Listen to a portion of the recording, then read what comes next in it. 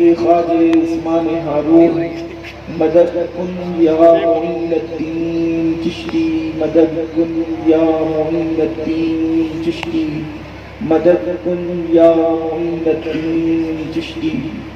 منبر پر رونق افروز لائق سب تقریب واجب الاحترام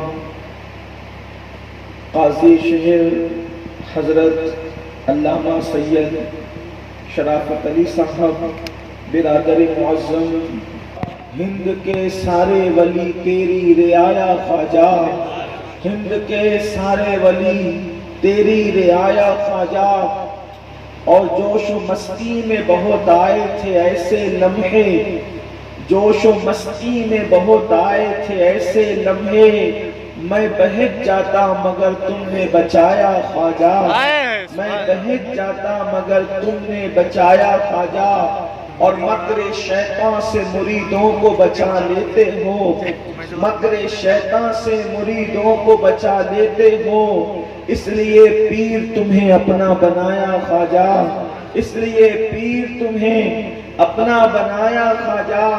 اور سید خستہ کو امید حضوری کب تھی، سید خستہ کو امید حضوری کب تھی، صدقے جاؤں تیرے کیا خوب بلایا خواجہ، صدقے جاؤں تیرے کیا خوب بلایا خواجہ۔ آج کی یہ محفل پورے ہندوستان پر حکومت کرتے دیکھا ہے۔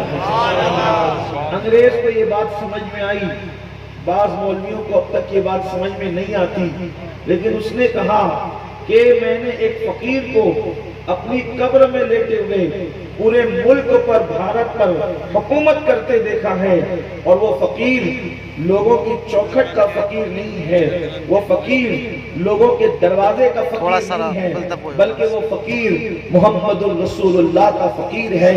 اس کی فاں میں فاقے کی جلوہ گری ہے، اس کی قاف میں قناعت کی رانائیاں ہے، اس کی یا میں یاد الہی کے جلوے ہیں، اور اس کی راہ میں رب سے رشتہ محبت پیوست ہے۔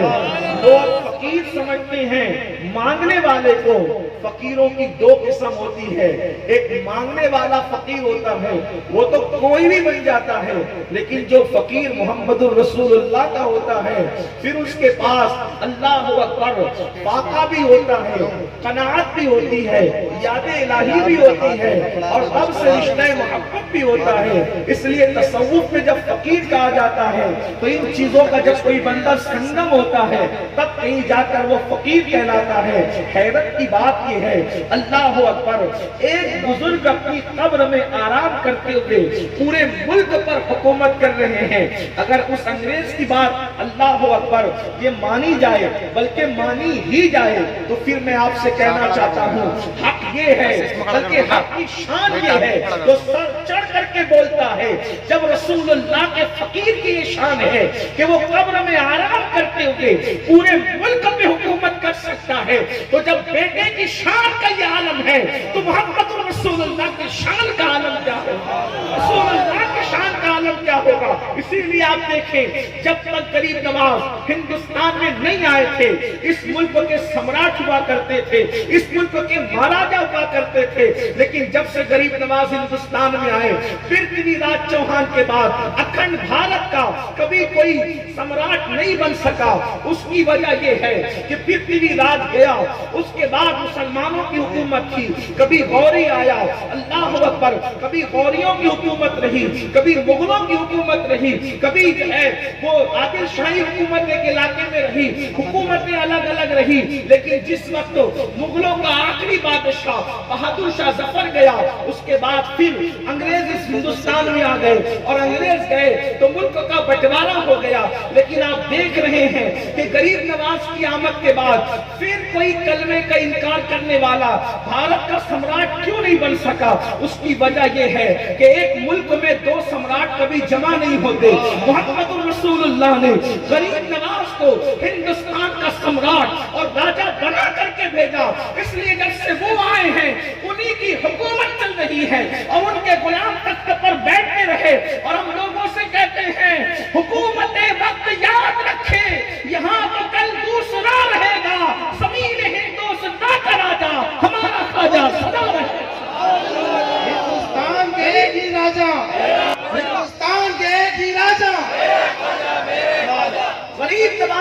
حکومت چل رہی ہے. میں نے جس آیہ کریمہ کی تلاوت کی ہے، اللہ پاک قرآن مقدس میں ارشاد فرماتا ہے، قل، اے محبوب آپ فرما دیں.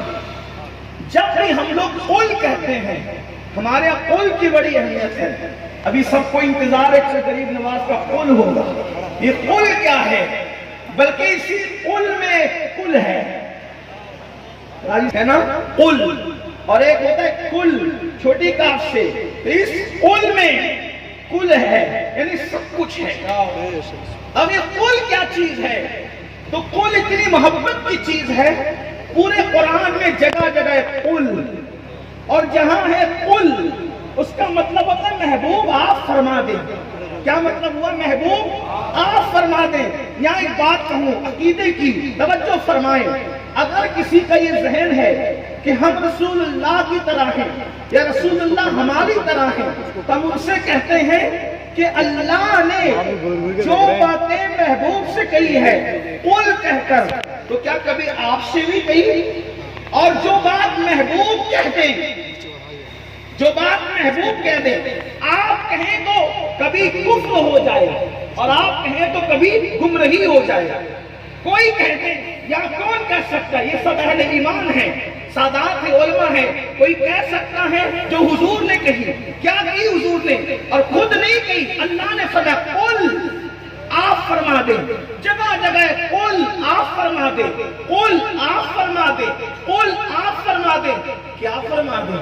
اللہ کلام تیرا ہے. دیکھو قرآن حضور کا کلام نہیں ہے. قرآن کس کا کلام ہے؟ اللہ کا کلام ہے. اللہ کلام تیرا ہے، تو فرما.